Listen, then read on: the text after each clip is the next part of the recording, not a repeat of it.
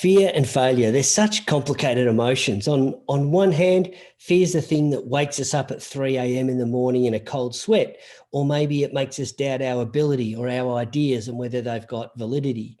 And on the other hand, it's also the emotion we feel when we're expanding our horizons or growing our capability or perhaps engaging in a new opportunity.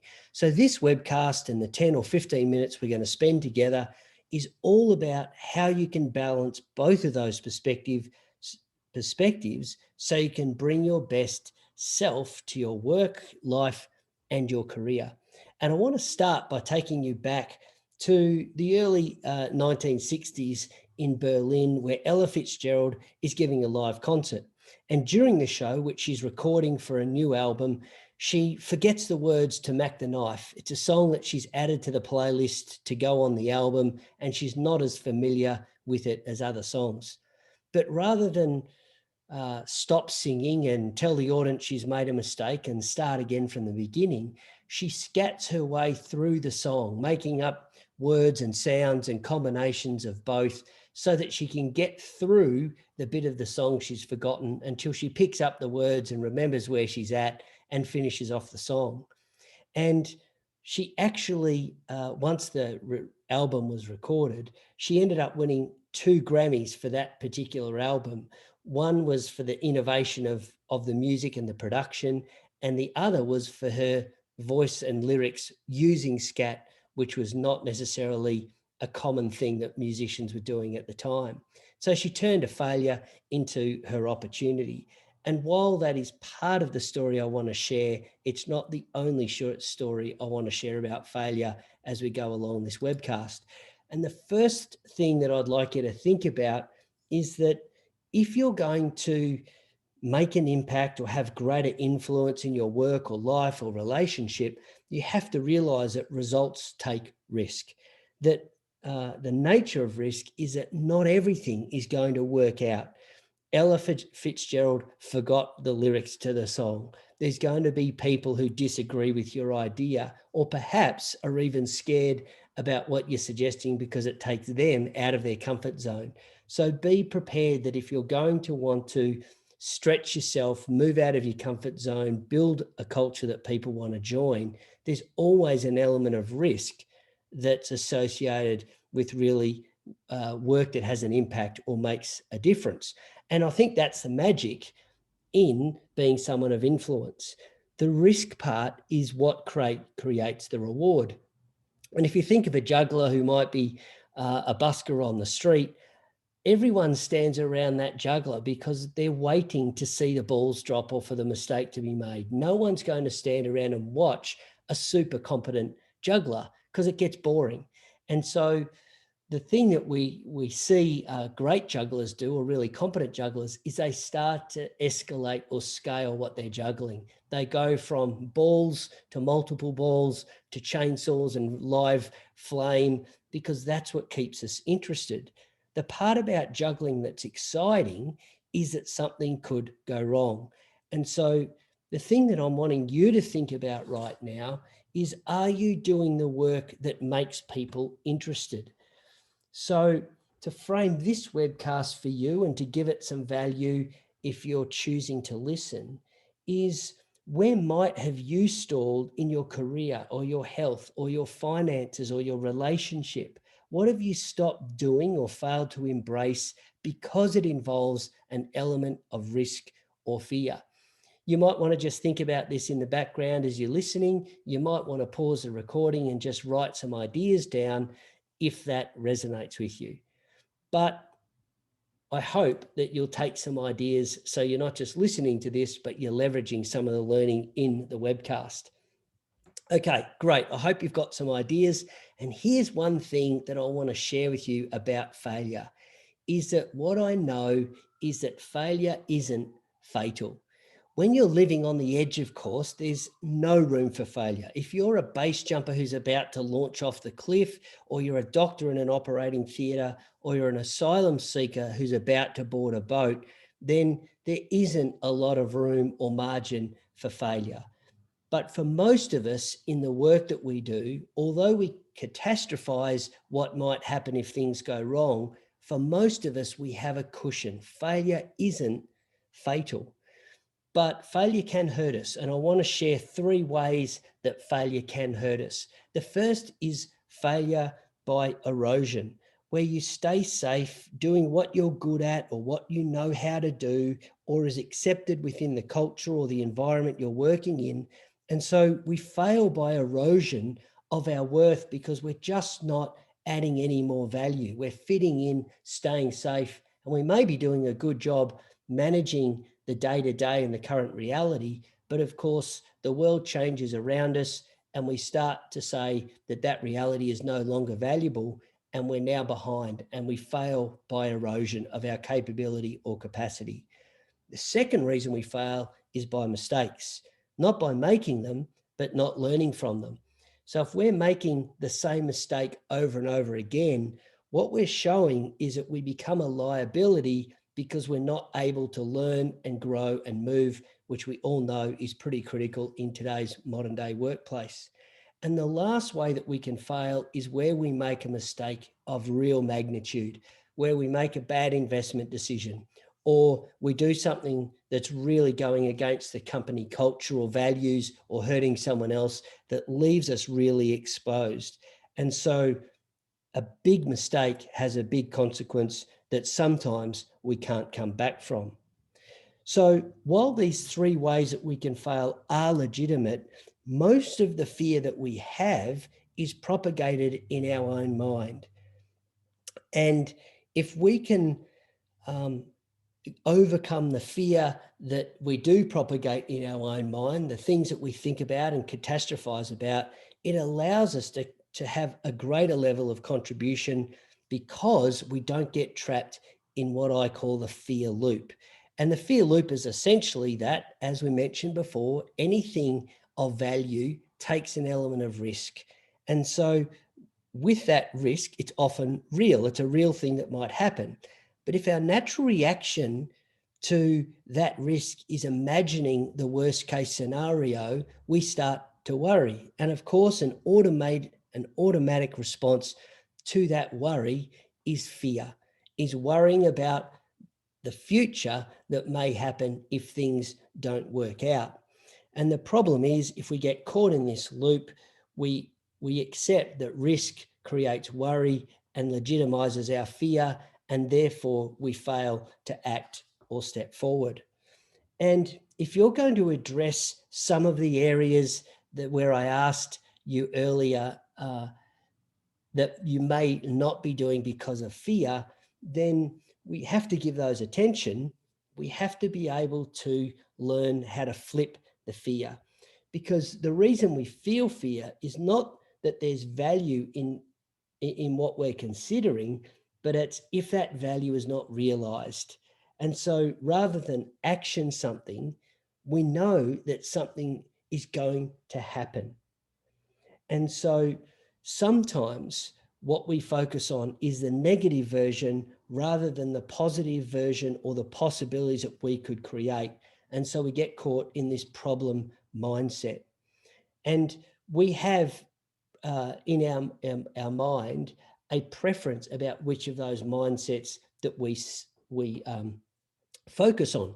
We subconsciously tune into the signal as we think about putting ourselves out there or taking some risk, where we can either see the world with anxiety and worry, or we can see it with anticipation and possibility. And just like a mobile phone, where in a busy environment or where you're at one end of the house and you need to, you're at one end of the house and you hear the phone ringing at the other end of the house, or you hear the phone ringing in a really busy environment and you know it's yours, that is us subconsciously tuning into our mobile phone ring. And we do the same with fear and failure. So when we're at the point of taking on that new opportunity, or we're taking on the invitation to speak up or step into new opportunity, we can sometimes tune in to one of those 2 signals. And we can either fear everything and run away, or we can face everything and rise. And it's a really nice reminder, albeit a little bit motivational hot air about fear, but it's a nice reminder about the two choices we have around how we flip our fear.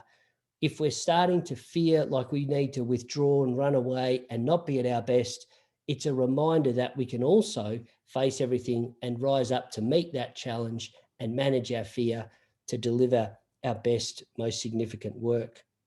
So if you want to go deep and you need to extend yourself, then we know that we need to overcome fear and we need to take some positive action. And so the thing that I've learned from all high performers is this concept of failing forward, is trying something, learning from it, and moving forward. And we'll talk about that in just a moment. But my daughter Isabel, when she was learning to walk about 3 years ago now, was a professional stumbler. She basically got up, she walked a few steps, she fell down, and she picked herself up, generally using the couch as leverage. And she'd get up and walk a few more steps and fall down. And she did that for about 2 or 3 weeks as she learned to walk. And as we grow up, I think we forget that concept of failing forward, where we try things, we do fail, we fall down in some way, but we learn, we pick ourselves up, and we take a few more steps. And each time we're developing the skills, the assets, the talent, the knowledge, the awareness, the experience that helps us get better at that skill and progressively get better rather than progressively get worse. And sometimes I wonder what would happen if Isabel at that young age wouldn't walk unless she jumped off the couch and strutted across the room perfectly for the first go. She'd still be waiting on that couch and not walking. So one of the strategies that we need to do this, my apologies, is to do this successfully, to step into fear, is minimizing the degree of failure that we experience or have to focus on, is to focus on the why something scares you rather than what scares you. So to give you an example, we might say something here like, I want to do a presentation to the team, but scare myself by imagining why. And so what that helps us do is focus on the emotional part of failure that's holding us back. Rather than just say, I'm not very good at presenting or I'm scared of public speaking, we start to look at, well, I might embarrass myself or I'll forget where I'm up to, or my idea might be criticized. And so we can start to mitigate the things that are causing us not to step, rather than just label the thing that is making us feel a sense of fear or that we failed at. And so when we focus on understanding the why, we can then use techniques to mitigate some of that motivational rah-rah that we know doesn't work, like feel the fear and do it anyway. Just jump in and trust yourself. We need a stronger technique. And the technique I'm going to suggest with you for the time that we have in a short webinar or webcast is to write down on a card all those why statements. Why are you scared of doing what you're proposing to do? And just like a casino has a soft opening, on their opening night, they often have an opening night before the big event and have real guests come in, because what they're doing is trialing it out to see how things would work in real time with real people walking through their venue and participating as real guests. And then, of course, if there's any issues, they can mitigate those before the real opening night when they really want to make a great impression. And this card, if you like, or writing it down on an A4 piece of paper, a 16 grid, a 4x4 grid, is for you just to write down all of the things that would stop you doing the things that you need to do. And of course, the strategy then is to go and reduce or mitigate the reason that fear would take place. So to go back to the public speaking example of saying people might not like your idea, you might mitigate that by going and socializing the idea with 1 or 2 people in the team to get their view before you present it broadly and publicly. And that may help reduce the fear. And of course, that's just an example, not an absolute solution for that particular situation.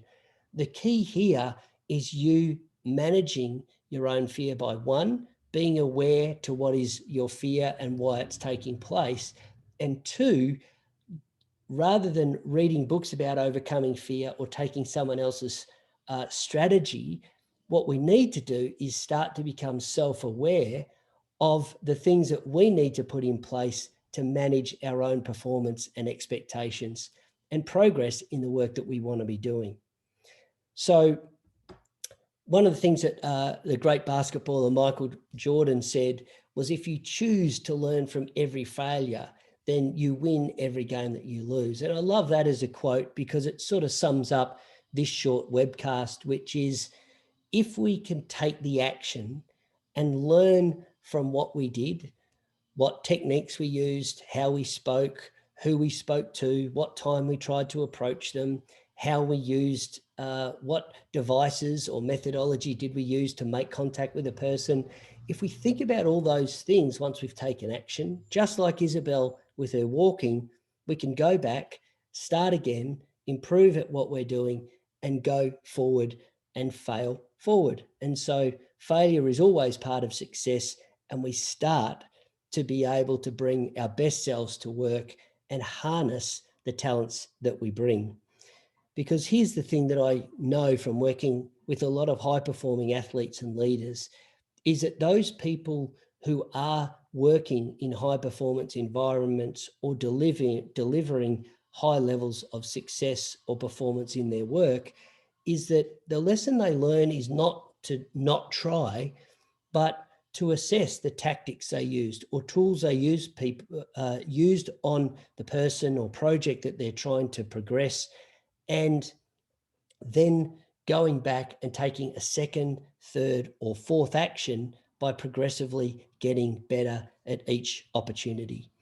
So I hope that's given you a really practical and personal tool that you could use for the next time you're thinking about doing something, but it causes you some sort of anxiety or concern, which is pretty natural reaction for the work when it has an element of risk. But what we don't want to do is get caught in that fear loop. We want to be able to step into the opportunity and bring our best to the condition or the circumstance that we're operating in. And of course, if this has been helpful for you, there's other free stuff like these videos or newsletters or podcasts that I produce on a pretty regular basis. And if you want to access those, then join the 3,000 or so other people who have subscribed and are getting the benefit of these types of videos.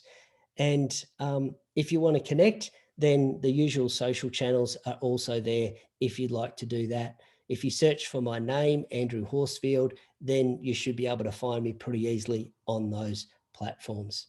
I hope this has been a helpful webcast if you've made it to the end. And now all that's left is for you to go and make an impact, make a difference, and move the things forward in the work that matters to you and motivates you. Thanks for listening.